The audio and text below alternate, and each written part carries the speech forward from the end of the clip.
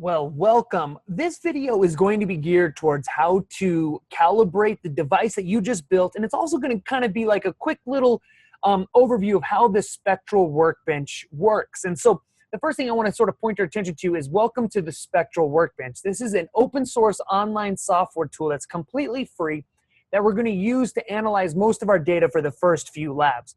In the past, when I've done this with students, all I've actually had them do is just create an account on the spectral workbench when I go through some of these labs with my students. So it's completely free. Anybody can create an account.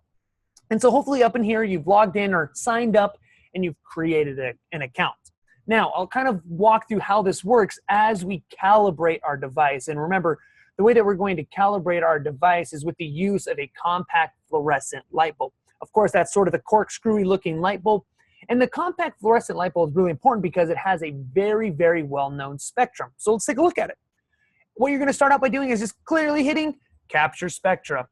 Have your device plugged in. A couple things are going to happen right away. Number one is most likely, if you're on a laptop, you're going to see your pretty face right in this upper hand corner right here, left upper hand corner right here. All you need to do is just tell the spectral workbench which camera you want it to use. And the way that we do that is by clicking this camera in the upper right-hand corner.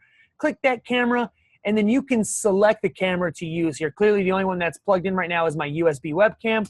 Hit done. You might have to refresh the page. Once you've selected the correct camera, i.e. your USB webcam, what we're going to do is now all we have to do is we have to orient our camera towards our light source. And so here I've oriented my camera. We can sort of see the spectrum start to come through up in this upper left-hand corner. Now, the first thing you might notice is this big red bar. And this big red bar is saying that my channels are too bright in the red, green, and blue. And clearly we can see that, oh yeah, the brightness is coming through. So now all I need to do is sort of wiggle my USB webcam around until I can get that to disappear.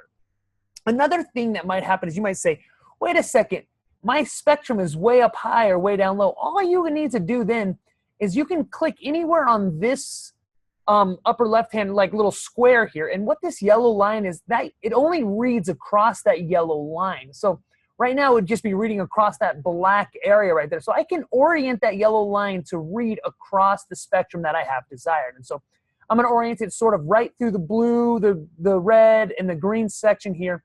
And boom, I have a nice, beautiful spectrum here. Now down below, of course, I've done this a bunch of times. I have a bunch of calibrations, but yours probably says new calibration or uncalibrated. So I'm going to just switch that for now. And then all you have to do is hit begin capturing. And when you've hit begin capturing, all it's going to do is it's going to show you all the intensity values at all of the various wavelengths. Once again, you can sort of apply your calibration. And what we'll see is once you've built one calibration, you can use that for the rest of our readings the rest of the year. Once you're happy, all you have to do is hit save. So it's capture, save. Now, at this point, you can title it whatever you want to. So I'm going to do NSCI 630. Let's call it video test. And I'll call it 2, if that works for you. And I'm going to use, once again, I'm just going to call this a new calibration. If we're not calibrating our device and we're looking at a different spectrum, you can now select any of the spectrums that you've done in the past. And I'm going to hit save with the selected calibration. And it's going to bring up this screen, sort of the information screen of that spectrum that I've just done there. Now, wait a few seconds for it to load, blump, blump, blump, and it's going to pop the spectrum across here, and it's going to show me my graph just like this. Now, one thing we might have noticed right away is this notification is this spectrum needs to be calibrated, of course, because we don't have a calibrated spectrum yet, or you probably don't. And you can click here to learn how. There's tons of great information there. You're more than welcome to do that. But really quickly in this video, it's right across. You're going to hit that blue button there, calibrate. Now, remember, the compact fluorescent light bulb has a very, very, very well-known calibration. And the way that we're going to calibrate it is we're going to take this B2, you come up here, you're going to click on this B2, and you can now move this B2 anywhere you want to. And what that B2, what that's referring to is they want us to line that up with the second blue band that we see from the left. So I see my first blue band is here. I'm going to line that up with the second blue band in here, okay?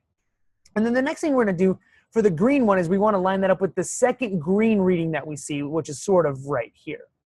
Now, across the top here is the actual spectrum of the CFL. You can see mine's not quite as pretty as that one, but of course, you know, our device is not quite as, you know, high-end as maybe some of the commercial grade lab equipment. So our goal is to essentially fit that top spectrum to match our spectrum. Now, this system gives me a couple things. It tells me my fit rating right now is a 23, and 1 would be really good, and anything higher would be really bad. So it's a red fit rating, meaning it's not a very good fit rating. So we could maybe wiggle this around a little bit more and try to do our best to get a lower fit rating as we can. One thing that I do think is useful is they have this sort of this snap calibration on right here. This box is checked. And what that's doing is it's automatically sort of helping us with the calibration. What I think we can do is maybe we can uncheck that box, and it's going to allow me now to put this anywhere that I want to. And so I can wiggle it around, and I can see, oh, if I wiggle it a little bit, oh, it looks like I've gotten into a yellow number now. I have a fit of 15 there. I can maybe come back over on this side and maybe wiggle, you know, this left guy around, my blue spectrum. Looks like I'm getting down to a fit of 13. So the best fit that I have is a fit of 13, which I would say is good, not great, but good. And so once again, you're going to calibrate, and then you're going to move the blue line to match up with the second blue band, and then you're going to move the green line to match up with their sort of your second major green perspective there. And then when you're said and done, click save, and boom.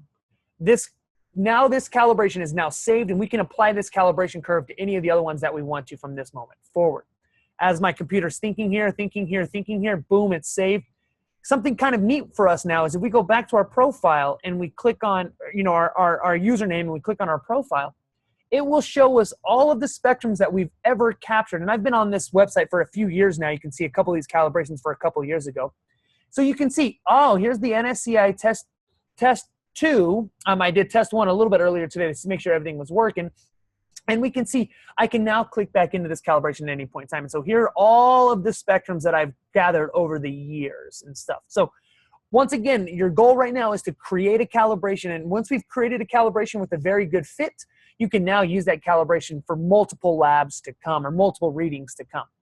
My recommendation to you is maybe do it once or twice at least to see if you can get that fit number down to about, you know, in the 10 range. I think my best calibration in here it has a fit number of about 6, so that's about as good as I've done. My best one right here is this VHS box calibration that I did years ago. So if you have any questions, of course, don't hesitate to ask me, shoot the questions on the comment line, but hopefully that gives you a little bit of an idea of how the Spectral Workbench works and how you're going to calibrate your device. Awesome. Thanks, guys.